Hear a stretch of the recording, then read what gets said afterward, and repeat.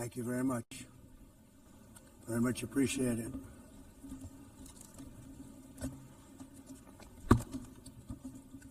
And I don't mind making this speech without a teleprompter, because the teleprompter is not working.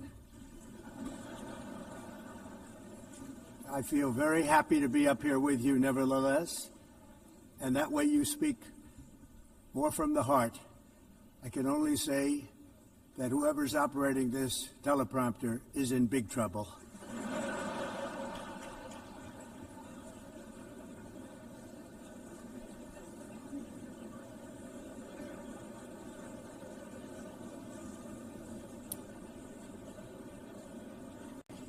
Hello, Madam First Lady.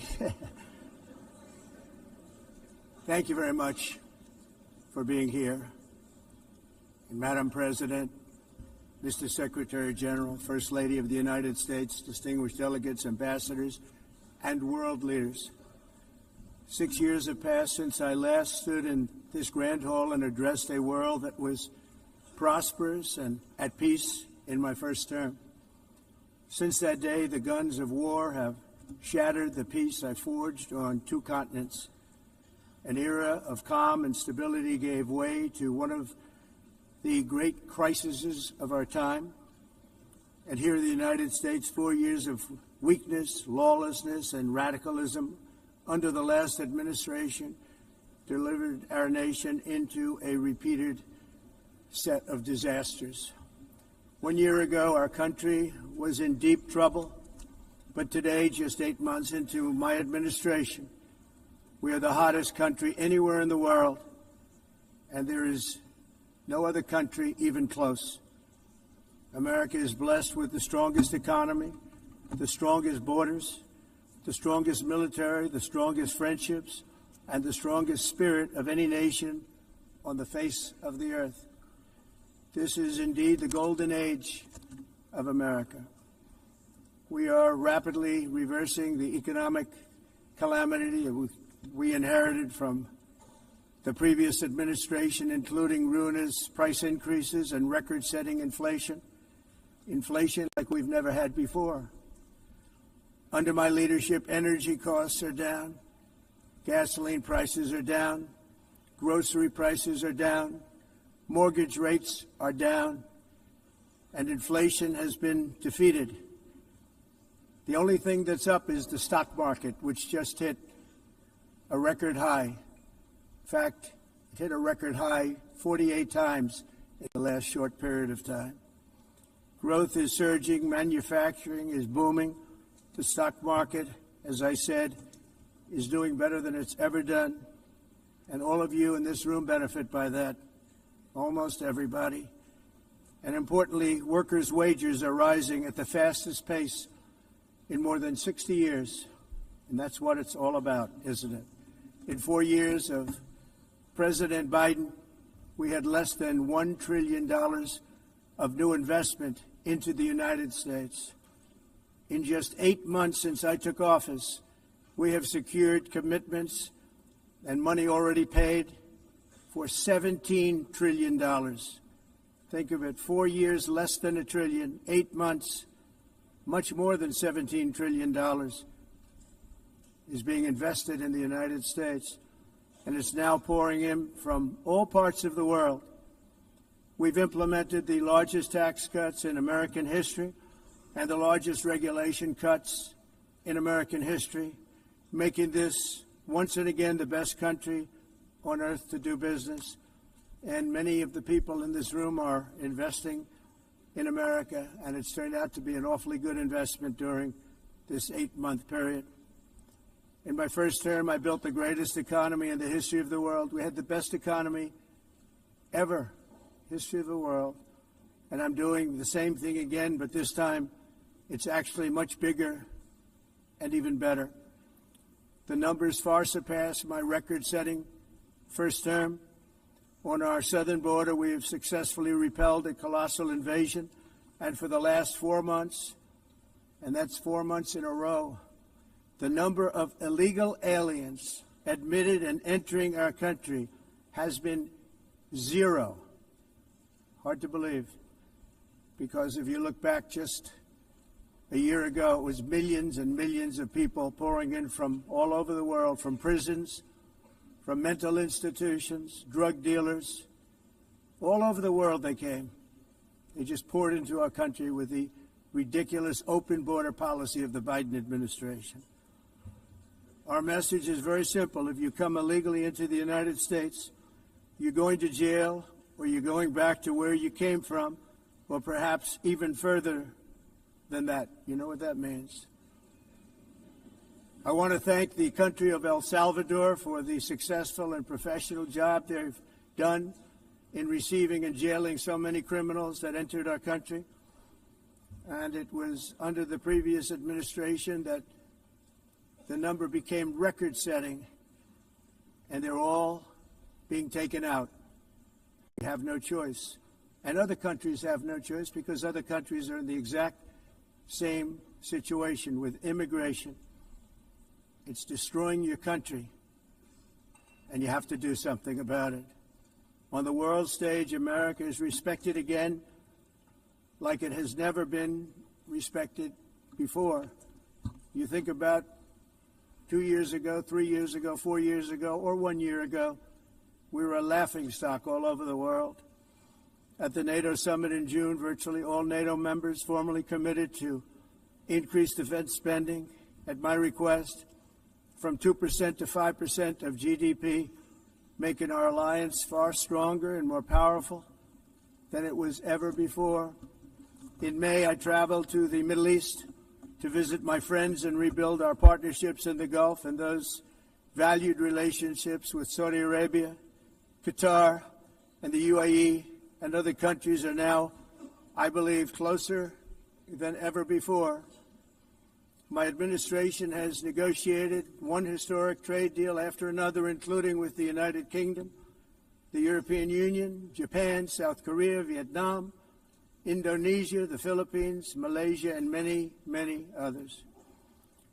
Likewise, in a period of just 7 months, I have ended 7 unendable wars. They said they were unendable. You're never going to get them solved. Some were going for 31 years, 2 of them, 31, think of it, 31 years. One was 36 years. One was 28 years. I ended 7 wars. And in all cases, they were raging with countless thousands of people being killed.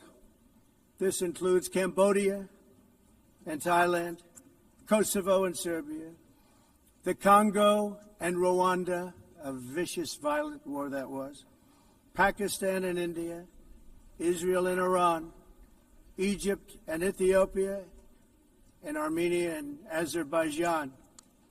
It included all of them. No president or prime minister, and for that matter, no other country has ever done anything close to that. And I did it in just 7 months. It's never happened before. There's never been anything like that. I'm very honored to have done it. It's too bad that I had to do these things instead of the United Nations doing them. And sadly, in all cases, the United Nations did not even try to help in any of them. I ended 7 wars, dealt with the leaders of each and every one of these countries, and never even received a phone call from the United Nations offering to help in finalizing the deal. All I got from the United Nations was an escalator that on the way up stopped right in the middle. If the First Lady wasn't in great shape, she would have fallen, but she's in great shape. We're both in good shape. We both stood. And then a teleprompter that didn't work. These are the 2 things I got from the United Nations, a bad escalator and a bad teleprompter. Thank you very much. And by the way, it's working now. It just went on. Thank you. I think I should just do it the other way. It's easier. Thank you very much. I didn't think of it at the time because I was too busy working to save millions of lives. That is the saving and stopping of these wars. But later I realized that the United Nations wasn't there for us. They weren't there. I thought of it really after the fact, not during these negotiations, which were not easy. That being the case, what is the purpose of the United Nations? The UN has such tremendous potential. I've always said it. It has such tremendous, tremendous potential, but it's not even coming close to living up to that potential. For the most part, at least for now, all they seem to do is write a really strongly worded letter and then never follow that letter up. It's empty words, and empty words don't solve war. The only thing that solves war and wars is action. Now, after ending all of these wars and also earlier negotiating the Abraham Accords, which is a very big thing for which our country received no credit, never receives credit. Everyone says that I should get the Nobel Peace Prize for each one of these achievements. But for me, the real prize will be the sons and daughters who live to grow up with their mothers and fathers, because millions of people are no longer being killed in endless and unglorious wars. What I care about is not winning prizes, it's saving lives. We saved millions and millions of lives with the 7 wars. And we have others that we're working on, and you know that.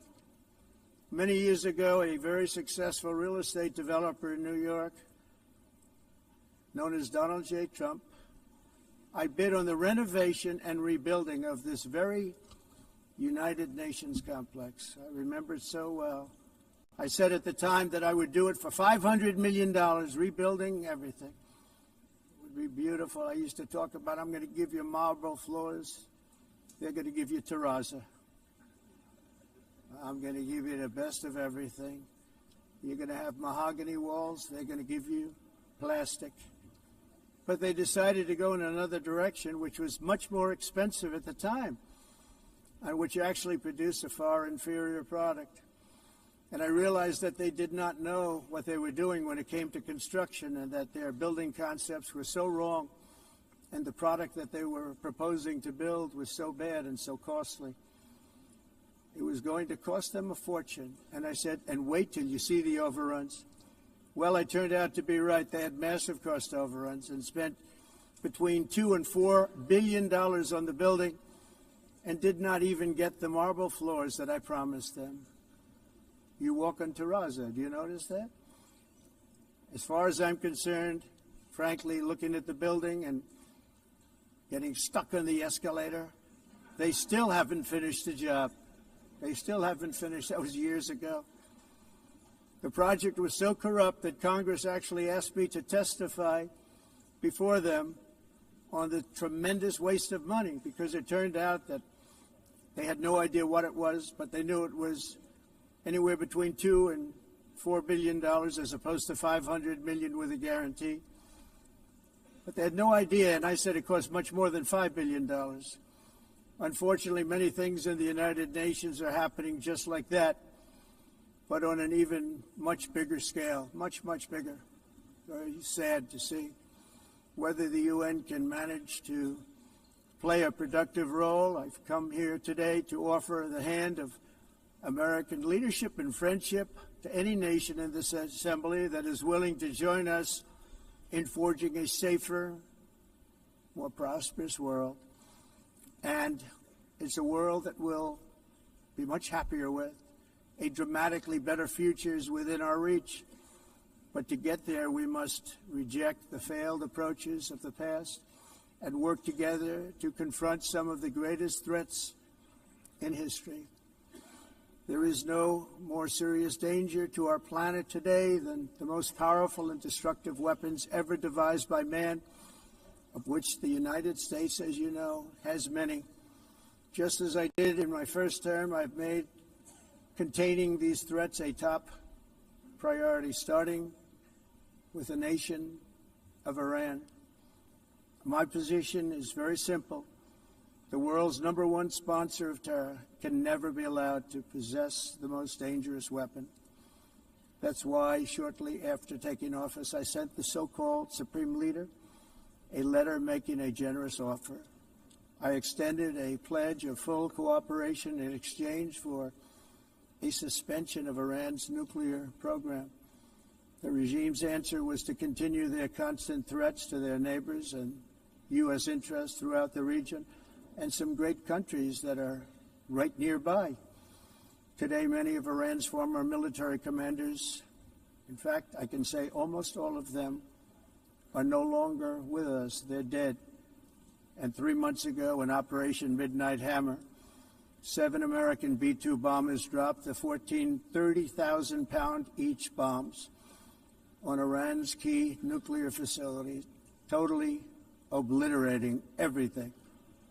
No other country on earth could have done what we did. No other country has the equipment to do what we did. We have the greatest weapons on earth. We hate to use them.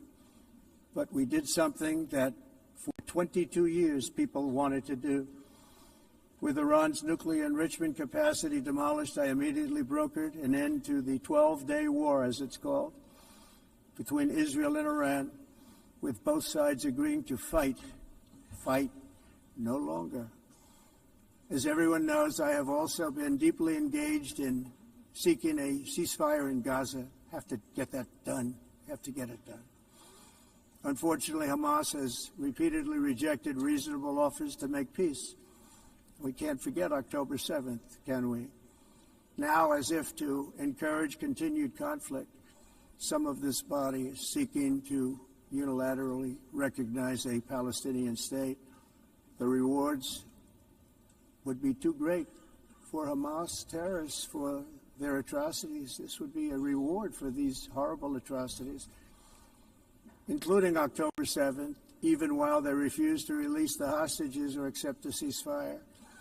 Instead of giving to Hamas and giving so much, because they've taken so much, they have taken so much. This could have been solved so long ago.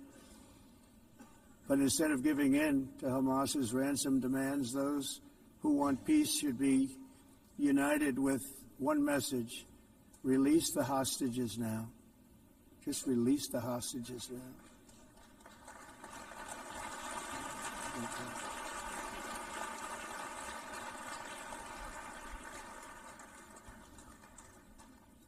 Thank you. As we've got to come together, and we will come together, got to get it done. We have to stop the war in Gaza immediately. We have to stop it. We have to get it done. We have to negotiate. Immediately have to negotiate peace. We got to get the hostages back. We want all 20 back. We don't want 2 and 4. As you know, I got, along with Steve Witkoff and others that helped us, Marco Rubio, we got most of them back. We were involved in all of them. But I always said the last 20 are going to be the hardest, and that's exactly what happened. We have to get them back now. We don't want to get back 2, and then another 2, and then 1, and then 3. Have this process. No, we want them all back, and we want the actually 38 dead bodies back too. Those parents came to me, and they want them back, and they want them back very quickly and very badly, as though they were alive. They want them. They want them every bit as much as if their son or daughter were alive. I've also been working relentlessly, stopping the killing in Ukraine. I thought that would be, of the 7 wars that I stopped, I thought that would be the easiest because of my relationship with President Putin, which had always been a good one. I thought that was going to be the easiest one. But, you know, in war, you never know what's going to happen. There are always lots of surprises, both good and bad. Everyone thought Russia would win this war in 3 days. But it didn't work out that way. It was supposed to be just a quick little skirmish. It's not making Russia look good. It's making them look bad. No matter what happens from here on out, this was something that should have taken a matter of days, certainly less than a week. And they've been fighting for 3.5 years and killing anywhere from 5,000 to 7,000 young soldiers, mostly soldiers, on both sides, every single week, from 5,000 to 7,000 dead young people, and some in cities, much smaller numbers, where rockets are shot, where drones are dropped. This war would never have started if I were president. This was a war that should have never happened. It shows you what leadership is, what bad leadership can do to a country. Look what happened to the United States, and look where we are right now in just a short period of time. The only question now is how many more lives will be needlessly lost on both sides. China and India are the primary funders of the ongoing war by continuing to purchase Russian oil. But inexcusably, even NATO countries have not cut off much Russian energy and Russian energy products, which, as you know, I found out about 2 weeks ago, and I wasn't happy. Think of it. They're funding the war against themselves. Who the hell ever heard of that one? In the event that Russia is not ready to make a deal to end the war, then the United States is fully prepared to impose a very strong round of powerful tariffs, which would stop the bloodshed, I believe, very quickly. But for those tariffs to be effective, European nations, all of you are gathered here right now, would have to join us in adopting the exact same measures. I mean, you're much closer to the city. We have an ocean in between. You're right there. And Europe has to step it up. They can't be doing what they're doing. They're buying oil and gas from Russia while they're fighting Russia. It's embarrassing to them, and it was very embarrassing to them when I found out about it, I can tell you that. They have to immediately cease all energy purchases from Russia. Otherwise, we're all wasting a lot of time. So I'm ready to discuss this. We're going to discuss it today with the European nations, all gathered here. I'm sure they're thrilled to hear me speak about it, but that's the way it is. I like to speak my mind and speak the truth. As we seek to reduce the threat of dangerous weapons today, I'm also calling on every nation to join us in ending the development of biological weapons once and for all. And biological is terrible, and nuclear is even beyond, and we include nuclear in that. We want to have a cessation of the development of nuclear weapons. We know, and I get to view it all the time. Sir, would you like to see? And I look at weapons that are so powerful that we just can't ever use them. If we ever use them, the world literally might come to an end. There would be no United Nations to be talking about. There would be no nothing. Just a few years ago, reckless experiments overseas gave us a devastating global pandemic. Yet despite that worldwide catastrophe, many countries are continuing extremely risky research into bioweapons and man-made pathogens. This is unbelievably dangerous. To prevent potential disasters, I'm announcing today that my administration will lead an international effort to enforce biological weapons convention, which is going to be meeting with the top leaders of the world by pioneering an AI verification system that everyone can trust.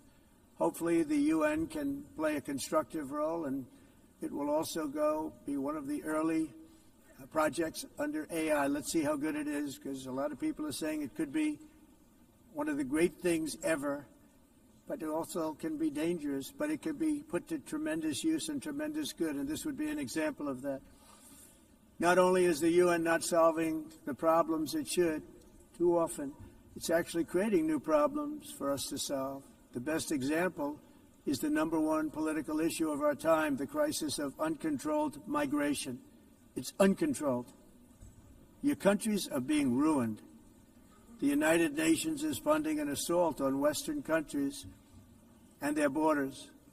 In 2024, the UN budgeted $372 million in cash assistance to support an estimated 624,000 migrants journeying into the United States. Think of that. The UN is supporting people that are illegally coming into the United States, and then we have to get them out. The UN also provided food, shelter, transportation, and debit cards to illegal aliens. Can you believe that? On the way to infiltrate our southern border. Millions of people came through that southern border. Just a year ago, millions and millions of people were pouring in, 25 million altogether over the 4 years of the incompetent Biden administration. And now we have it stopped, totally stopped. In fact, they're not even coming anymore because they know they can't get through. But what took place is totally unacceptable. The UN is supposed to stop invasions, not create them and not finance them. In the United States, we reject the idea that mass numbers of people from foreign lands can be permitted to travel halfway around the world, trample our borders, violate our sovereignty, cause unmitigated crime, and deplete our social safety net. We have reasserted that America belongs to the American people, and I encourage all countries to take their own stand in defense of their citizens as well. You have to do that because I see it. I'm not mentioning names. I see it, and I could call every single one of them out. You're destroying your countries. They're being destroyed. Europe is in serious trouble. They've been invaded by a force of illegal aliens like nobody's ever seen before. Illegal aliens are pouring into Europe. Nobody's doing anything to change it, to get them out. It's not sustainable. And because they choose to be politically correct, they're doing just absolutely nothing about it. And I have to say, I look at London, where you have a terrible mayor, terrible mayor, and it's been so changed. Now they want to go to Sharia law, but you're in a different country. You can't do that. Both the immigration and their suicidal energy ideas will be the death of Western Europe if something is not done immediately. This cannot be sustained. What makes the world so beautiful is that each country is unique. But to stay this way, every sovereign nation must have the right to control their own borders. You have the right to control your borders, as we do now, and to limit the sheer numbers of migrants entering their countries and paid for by the people of that nation that were there and that built that particular nation at the time. They put their blood, sweat, tears, money into that country, and now they're being ruined. Proud nations must be allowed to protect their communities and prevent their societies from being overwhelmed by people they have never seen before, with different customs, religions, with different everything. Where migrants have violated laws, lodged false asylum claims, or claimed refugee status for illegitimate reasons, they should, in many cases, be immediately sent home. And while we will always have a big heart for places and people that are struggling and truly compassionate, answers will be given. We have to solve the problem, and we have to solve it in their countries, not create new problems in our countries. And we are very helpful to a lot of countries that are just not able to send their people anymore. They used to send them to us in caravans of 25,000, 30,000 people each. These massive caravans of people pouring into our country, totally unchecked and unvetted. But not anymore. According to the Council of Europe in 2024, almost 50% of inmates in German prisons were foreign nationals or migrants. In Austria, the number was 53% of the people in prisons were from places that weren't from where they are now. In Greece, the number was 54%, and in Switzerland, beautiful Switzerland, 72% of the people in prisons are from outside of Switzerland. When your prisons are filled with so-called asylum seekers who repaid kindness, and that's what they did, they repaid kindness with crime, it's time to end the failed experiment of open borders. You have to end it now. See, I can tell you, I'm really good at this stuff. Your countries are going to hell. In America, we've taken bold action to swiftly shut down uncontrolled migration.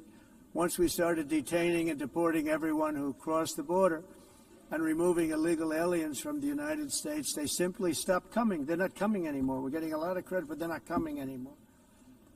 This was a humanitarian act for all involved, because on the trips up, thousands of people a week were dying. Women were being raped. Nobody's ever seen anything like it.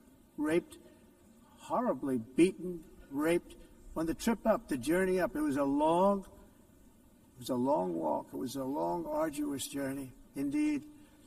And it was also a historic victory against human trafficking throughout the region. What we did was a victory, and we saved so many lives of people that wouldn't make the journey. That journey was loaded up with death.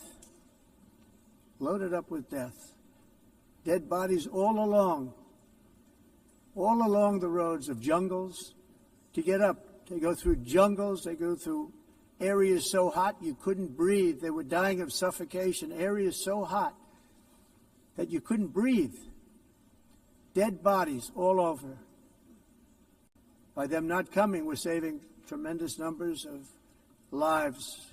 My people have done a fantastic job in doing what they did, and the American public agrees with it. I mean, I was very proud to see this morning I have the highest poll numbers I've ever had. Part of it is because of what we've done on the border. I guess the other part is what we've done on the economy.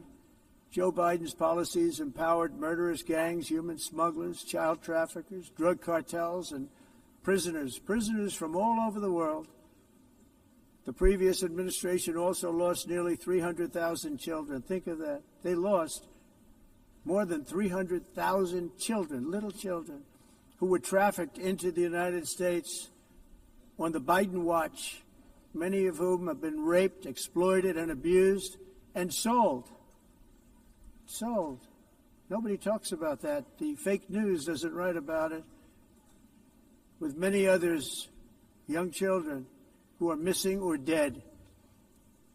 And we found a lot of these children, and we're sending them back, and we've been sending them back to their parents. They said, nobody knows who they are. They said, where do you come from? And they'll give us a country, and we'll find out, and we'll figure it out, and we'll bring them back to their homes. And the mother and father rush to the door, and their tears in their eyes. They can't believe that they're seeing their son or daughter, their little son or daughter again. We've done almost 30,000 of them so far. Any system that results in the mass trafficking of children is inherently evil. Yet that is exactly what the globalist migration agenda has done, and it's what it's all about. In America, those days, as you know, are over. The Trump administration is working, and we are continuing to work to track down the villains that are causing this problem, and also, as I said, to get back the 30,000 we've already returned. Now I think we're going to have another. We're going to find a lot. You're not going to find all of them. 300, more than 300,000. They're lost or they're dead. They're lost or they're dead because of the animals that did this. To protect our citizens, I've also designated multiple savage drug cartels as far as and you see this, and you see it happening right before your eyes. Let's put it this way. People don't like taking big loads of drugs in boats anymore. There aren't too many boats that are traveling on the seas by Venezuela. They tend not to want to travel very quickly anymore. And we've virtually stopped drugs coming into our country by sea. We call them the water drugs. They kill hundreds of thousands of people. I've also designated multiple savage drug cartels as far as foreign terrorist organizations, along with two bloodthirsty transnational gangs, probably the worst gangs anywhere in the world, MS-13 and Tren de Aragua. Tren de Aragua is from Venezuela, by the way.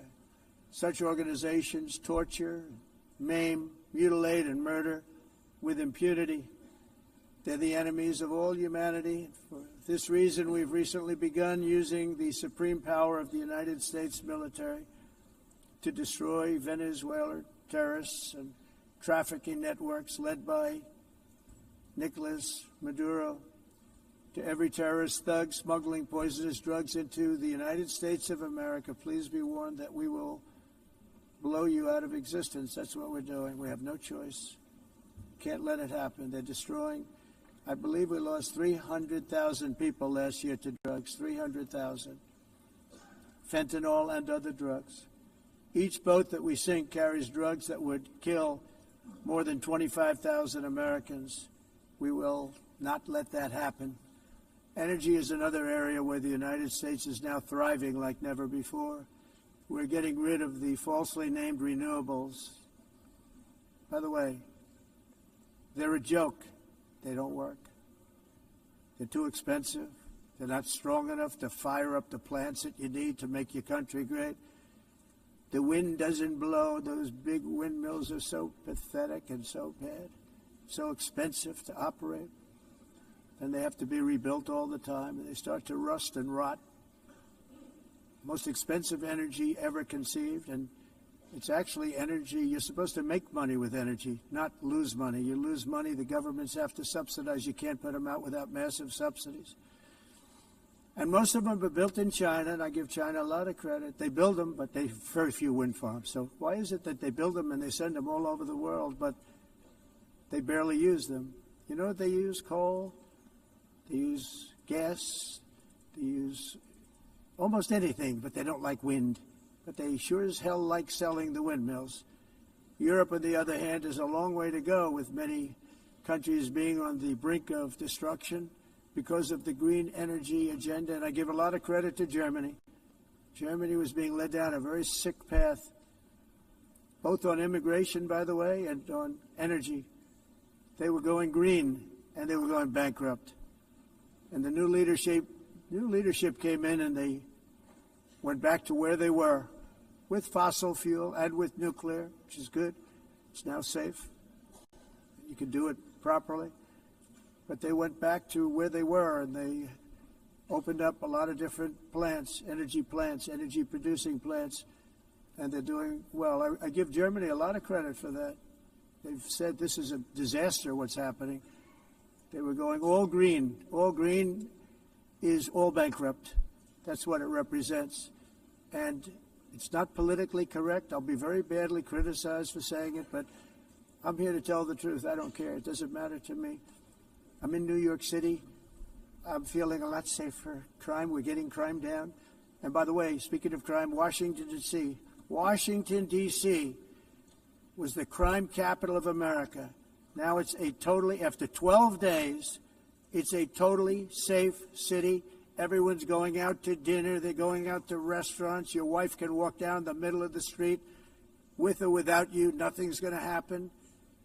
My people have done a fantastic job. And yes, I called in the National Guard, and the National Guard took care of business, and they weren't politically correct, but they took care of business. We got 1,700 career criminals out, brought them back to where they came from, the countries where they came from, or put them in jails.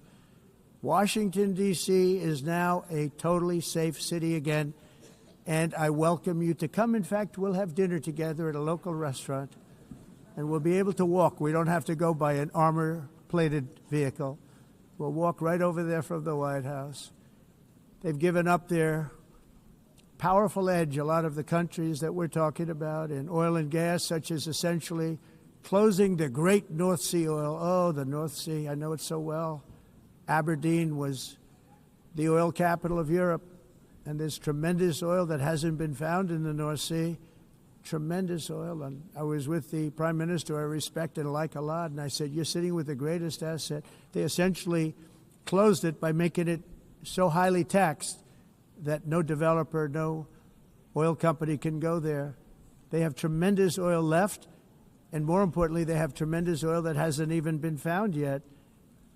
And what a tremendous asset for the United Kingdom. And I hope the Prime Minister is listening, because I told it to him 3 days in a row. That's all he heard. North Sea oil, North Sea, because I want to see them do well. I want to stop seeing them ruining that beautiful Scottish and English countryside with windmills and massive solar panels that go 7 miles by 7 miles, taking away farmland. But we're not letting this happen in America. In 1982, the executive director of the United Nations Environmental Program predicted that by the year 2000, climate change would cause a global catastrophe. He said that it will be irreversible, as any nuclear holocaust would be. This is what they said at the United Nations. What happened? Here we are. Another UN official stated in 1989 that within a decade, entire nations could be wiped off the map by global warming. Not happening. You know, it used to be global cooling. If you look back years ago in the 1920s and the 1930s, they said, global cooling will kill the world. We have to do something. Then they said global warming will kill the world, but then it started getting cooler, so now they could just call it climate change, because that way they can't miss. It's climate change, because if it goes higher or lower, whatever the hell happens, there's climate change. It's the greatest con job ever perpetrated on the world, in my opinion. Climate change, no matter what happens, you're involved in that. No more global warming, no more global cooling. All of these predictions made by the United Nations and many others, often for bad reasons, were wrong. They were made by stupid people that have cost their countries fortunes and given those same countries no chance for success. If you don't get away from this green scam, your country is going to fail. And I'm really good at predicting things, you know. They actually said during the campaign they had a hat, the best-selling hat. Trump was right about everything. And I don't say that in a braggadocious way, but it's true. I've been right about everything. And I'm telling you that if you don't get away from the green energy scam, your country is going to fail. And if you don't stop people that you've never seen before, that you have nothing in common with, your country is going to fail. I'm the President of the United States, but I worry about Europe. I love Europe. I love the people of Europe. And I hate to see it being devastated by energy and immigration. This double-tailed monster destroys everything in its wake, and they cannot let that happen any longer. You're doing it because you want to be nice. You want to be politically correct, and you're destroying your heritage. They must take control strongly and immediately of the unmitigated immigration disaster and the fake energy catastrophe before it's too late. The carbon footprint is a hoax made up by people with evil intentions, and they're heading down a path of total destruction. You know, the carbon footprint was a big, big thing a few years ago. I remember hearing about the carbon footprint, and then President Obama would get into Air Force One, a massive Boeing 747, and not a new one, an old one with old engines that spew everything into the atmosphere. He'd talk about the carbon footprint, we must do so. Then he'd get in and he'd fly from Washington to Hawaii to play a round of golf. And then he'd get back onto that big, beautiful plane and he'd fly back and he'd talk about, again, global warming and the carbon footprint. It's a con job. At extreme cost and expense, Europe reduced its own carbon footprint by 37%. Think of that. Congratulations, Europe. Great job. You cost yourself a lot of jobs, a lot of factories closed, but you reduced the carbon footprint by 37%. However, for all of that sacrifice and much more, it's been totally wiped out and then some by a global increase of 54%. Much of it coming from China and other countries that are thriving around China, which now produces more CO2 than all the other developed nations in the world. So all of these countries are working so hard on the carbon footprint, which is nonsense, by the way. It's nonsense. You know, it's interesting. In the United States, we have still radicalized environmentalists, and they want the factories to stop. Everything should stop. No more cows. We don't want cows anymore. I guess they want to kill all the cows. They want to do things that are just unbelievable, and you have it too. But, you know, we have a border, strong, and we have a shape, and that shape doesn't just go straight up. That shape is amorphous when it comes to the atmosphere. And if we had the most clean air, and I think we do, we have very clean air. We have the cleanest air we've had in many, many years. But the problem is that other countries, like China, which has air that's a little bit rough, it blows. And no matter what you're doing down here, the air up here tends to get very dirty because it comes in from other countries where their air isn't so clean. And the environmentalists refuse to acknowledge that. Same thing with garbage. In Asia, they dump much of their garbage right into the ocean. And over about a 1 week and 2 week journey, it flows right past Los Angeles. You've seen it. Massive amounts of garbage, almost too much to do anything about, flowing past Los Angeles, past San Francisco, and then somebody will get in trouble because he dropped a cigarette on the beach. The whole thing is crazy. The primary effect of these brutal green energy policies has not been to help the environment, but to redistribute manufacturing and industrial activity from developed countries that follow the insane rules that are put down to polluting countries that break the rules and are making a fortune. They're making a fortune. European electricity bills are now 4 to 5 times more expensive than those in China, and 2 to 3 times higher than the United States. And our bills are coming way down. You probably see that our gasoline prices are way down. You know, we have an expression, drill, baby, Nós drill. reduzimos os custos de energia porque nós faremos como vamos fazer tudo isso, reduzir os custos de energia e os custos diminuíram nos Estados Unidos. Por exemplo, se você olhar nos países em fatura de mas nós nos Estados Unidos conseguimos usar eles e evitar aumento da temperatura, porque é muito caro também usar nada e ninguém usa isso.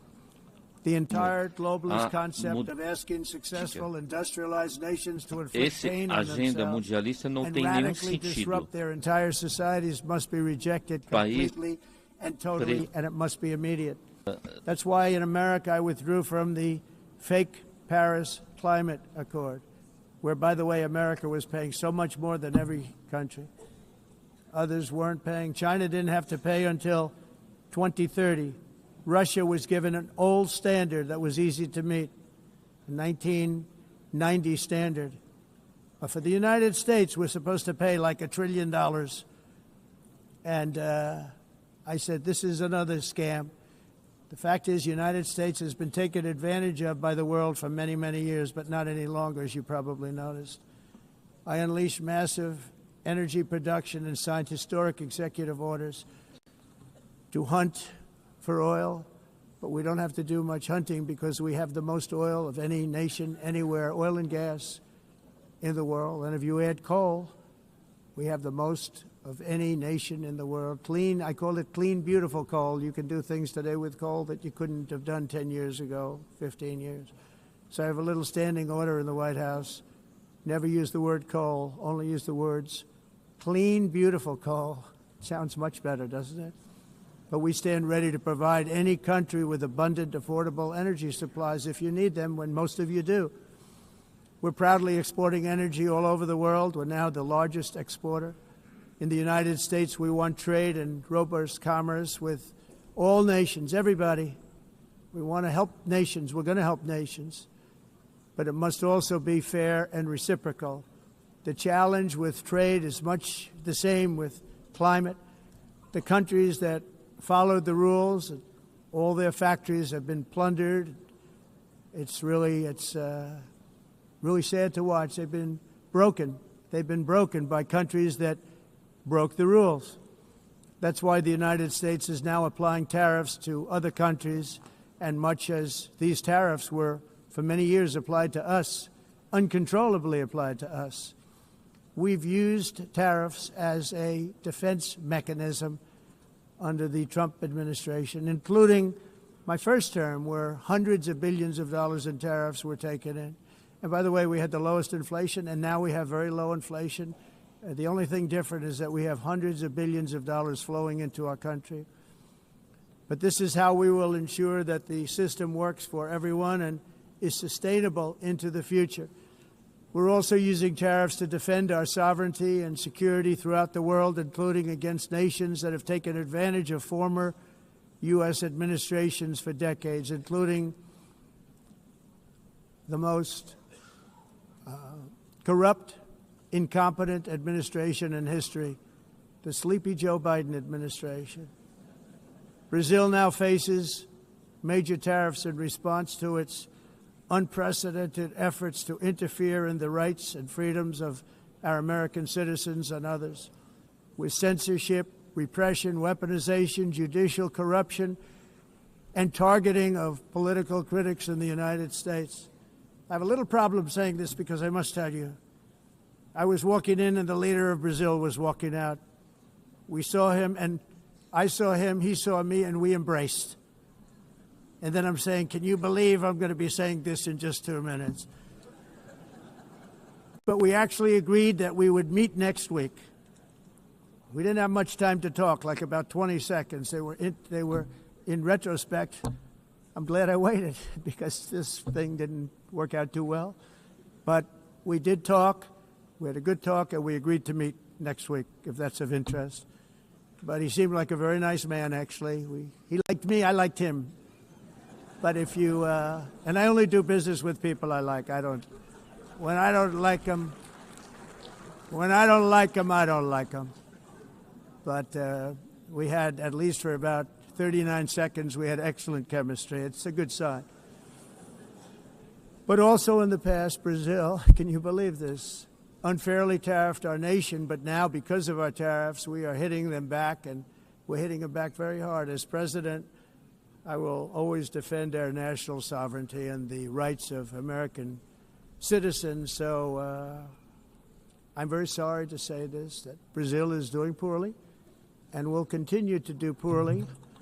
They can only do well when they're working with us. Without us, they will fail, just as others have failed. It's true. Next year, the United States will celebrate the 250th anniversary of our glorious independence, a testament to enduring power and American freedom and spirit. We will also be proudly hosting the 2026 FIFA World Cup, and shortly thereafter, the 2028 Olympics, which is going to be very exciting. I hope you all come. I hope that countless people from all over the globe will take part of these will be great celebrations of liberty and human achievement, and that together we all can rejoice in the miracles of history that began in July 4th, 1776, when we founded the light to all nations. And it's something really that an amazing thing came out of that date. It's called the United States of America. In honor of this momentous anniversary, I hope that all countries who find inspiration in our example will join us in renewing our commitment, values, and those values, really, that we hold so dear together. Let us defend free speech and free expression. Let us protect religious liberty, including for the most persecuted religion on the planet today. It's called Christianity. And let us safeguard our sovereignty and cherish qualities that have made each of our nations so special, incredible, and extraordinary. In closing, I just want to repeat that immigration and the high cost of so-called green renewable energy is destroying a large part of the free world and a large part of our planet. Countries that cherish freedom are fading fast because of their policies on these two subjects. You need strong borders and traditional energy sources if you are going to be great again. Whether you have come from north or south, east or west, near or far, every leader in this beautiful hall today represents a rich culture, a noble history, and a proud heritage that makes each nation majestic and unique, unlike anything else in human history or any other place on the face of the earth. From London to Lima, from Rome to Athens, from Paris to Seoul, from Cairo to Tokyo and Amsterdam to right here in New York City, we stand on the shoulders of the leaders and legends, generals and giants, heroes and titans who won and built our beloved nations, all of our nations, with their own courage, strength, spirit, and skill. Our ancestors climbed mountains, conquered oceans, crossed deserts, and trekked over wide open plains. They charged into thunderous battles, plunged into grave dangers, and they were soldiers and farmers and workers and warriors and explorers and patriots. They built towns into cities, tribes into kingdoms, ideas into industries, and small islands into mighty empires. You're a part of all of that. They were champions for their people who never gave up and who never, ever gave in. Their values defined our national identities. Their visions forged our magnificent destiny. Everybody in this room is a part of it in your own way. Each of us inherits the deeds and the myths the triumphs, the legacies of our own heroes and founders who so bravely showed us the way. Our ancestors gave everything for homelands that they defended with pride, with sweat, with blood, with life, and with death. Now the righteous task of protecting the nations that they built belongs to each and every one of us. So together let us uphold our sacred duty to our people and to our citizens. Let us protect their borders, ensure their safety, preserve their cultures, treasure, and traditions, and fight, fight, fight for their precious dreams and their cherished freedoms. And in friendship and really a beautiful vision, let us all work together to build a bright, beautiful planet, a planet that we all share, a planet of peace and a world that is richer, better, and more beautiful than ever before. That can happen. It will happen. It will happen, and I hope it can happen and start right now, right at this moment. We'll turn it around. We're going to make our countries better, safer, more beautiful. We're going to take care of our people. Thank you very much. It's been an honor. God bless the nations of the world. Thank you very much. Bye.